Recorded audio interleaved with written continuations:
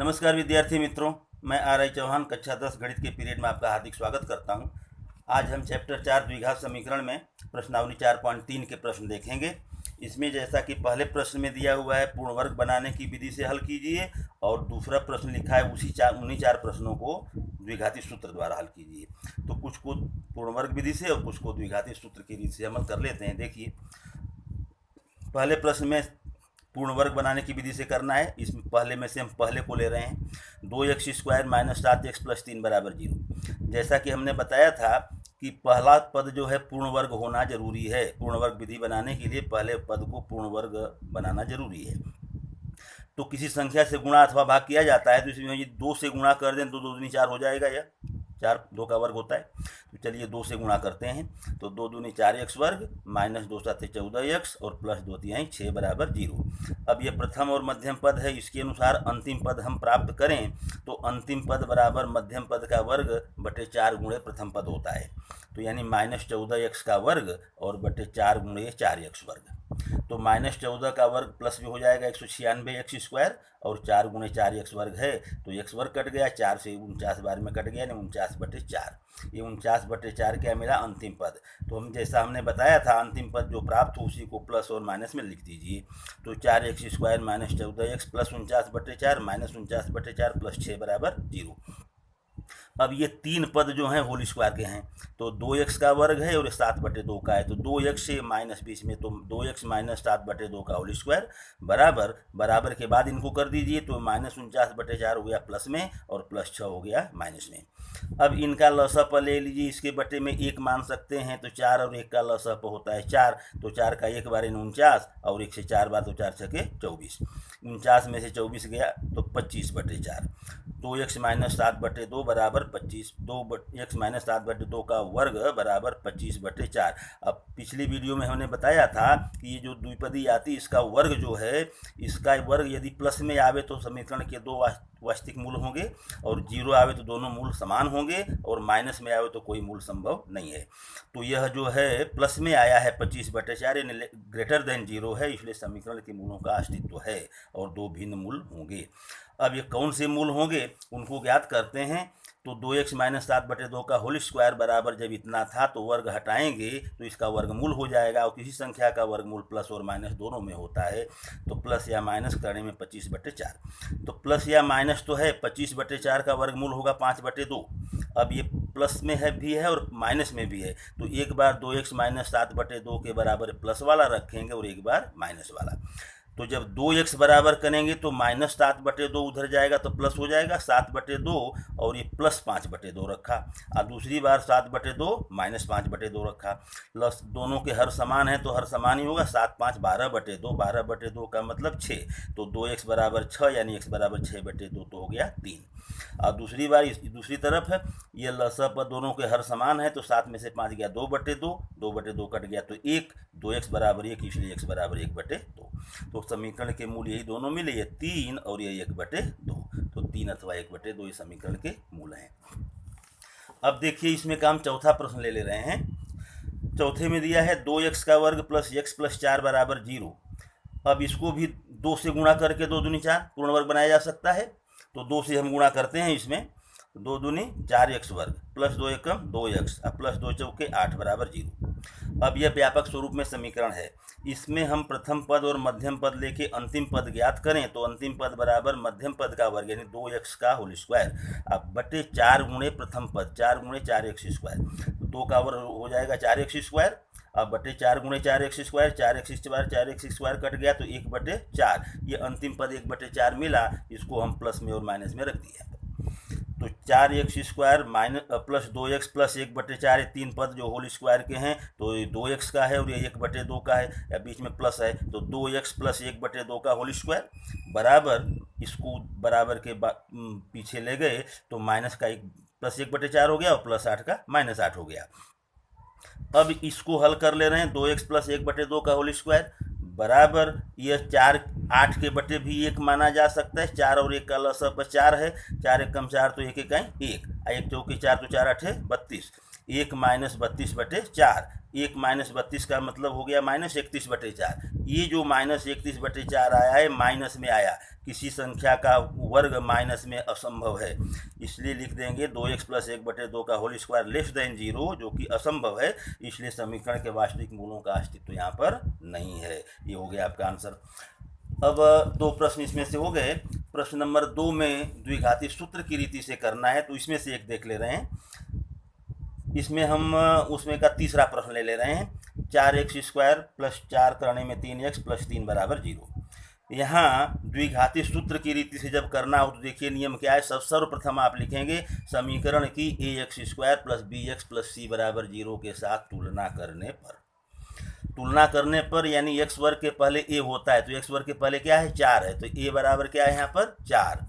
b बराबर x का गुणक, तो b बराबर क्या है 4 करने में 3, और c बराबर क्या है 3। ध्यान रखिए यहाँ माइनस में हो तो माइनस में लिखने का उसको। अब इसमें से b² - 4ac जो विवेचक है उसको पहले ज्ञात कर लीजिए। b² - 4ac बराबर b का मतलब 4 करने में 3 का वर्ग, और माइनस 4 a और c, तो a का मतलब 4 और c का मतलब 3, तो 4 करने में 3 का वर्ग, देखिए 4 का वर्ग हो गया 16, अब करने में 3 का वर्ग 3, 16 × 3 = 48, और माइनस में 4 चौके 16 × 3 = 48, ये भी 48, 48 - 48 बराबर क्या है 0। तो b² - 4ac बराबर 0। तो इसमें भी हमने नियम पिछले वीडियो में दिया था आपको कि यदि b² - 4ac बराबर 0 आवे तो समीकरण के दोनों वास्तविक मूल समान होंगे, और ग्रेटर देन 0 है तो 2 वास्तविक मूल होंगे, भिन्न मूल होंगे, और लेस देन 0 है तो कोई मूल अस्तित्व में नहीं है। तो यहाँ बराबर 0 आया, तो यहीं पर आप लिख देंगे समीकरण के 2 समान वास्तविक मूल होंगे। अब ये दोनों मूल को ज्ञात भी करना है, तो ज्ञात करने के लिए जो श्रीधर आचार्य का सूत्र द्विघाती सूत्र के नाम से जाना जाता है, x बराबर -b प्लस या माइनस रूट के अंदर b² - 4ac/2a। अब इसमें मान रख दीजिए x बराबर -b क्या है 4 करने में 3, प्लस या माइनस करने में क्या है ये 0/2, और a की जगह क्या लिखा 4, तो x बराबर हो जाएगा -4 करने में 3, अब प्लस माइनस 0 का वर्गमूल 0 ही होगा /8, तो एक बार +0/8, एक बार -0/8, तो करने में 4 -4 करने में 3 +0/8, और -4 करने में 3 -0/8। जैसा कि आप जानते हैं 0 के जोड़ने या घटाने से कोई फर्क नहीं पड़ता, तो ये हो जाएगा 4 करने में 3/8, यहाँ भी ये -4 करने में 3/8, यहाँ भी -4 करने में 3/8, 4 से 8 कट रहा है, तो ये आएगा माइनस करने में 3/2, यहाँ भी माइनस करने में 3/2, दोनों मूल समान है जैसा कि आप पहले लिख चुके हैं।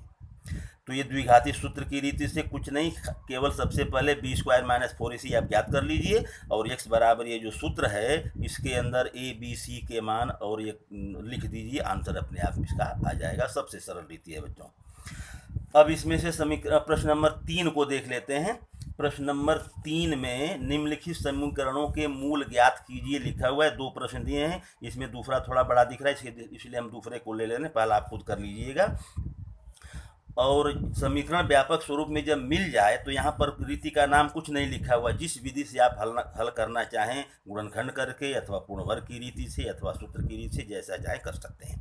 तो दूसरा प्रश्न इसमें देख रहे हैं, देखिए 1/x + 4 - 1/x - 7 बराबर 11/30, और आगे इसी में लिखा हुआ है x बराबर नहीं है -4 और 7।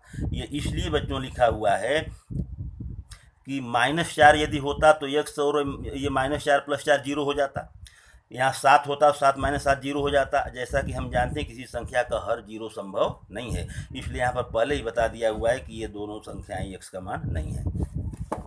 इससे आपको कुछ लेना देना है, आप समीकरण हल करेंगे। तो सबसे पहले इसको व्यापक स्वरूप में बनाना है, तो जैसा कि लसा पहले के बनाया जाता है, लेकिन हम एक सरल रीति आपको बता रहे हैं, कुछ मत कीजिए। इस अंश में, पहले अंश में इस हर को छोड़ के बाकी हरों का गुणा, दूसरे अंश में इसके नीचे वाले को छोड़ के बाकी का गुणा, और इसमें इसके नीचे वाले को छोड़ के बाकी का गुणा।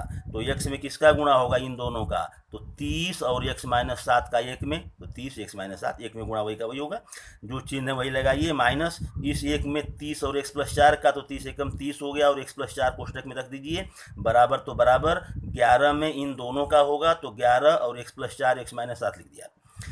अब गुणा कर लीजिए 30 का x में 30x, और 30 का 7 में तो -210, फिर -30 का x में 30x, अब -30 का 4 में तो -120 बराबर 11। अभी रहने देते हैं, पहले कोष्टक का गुणा कर लीजिए।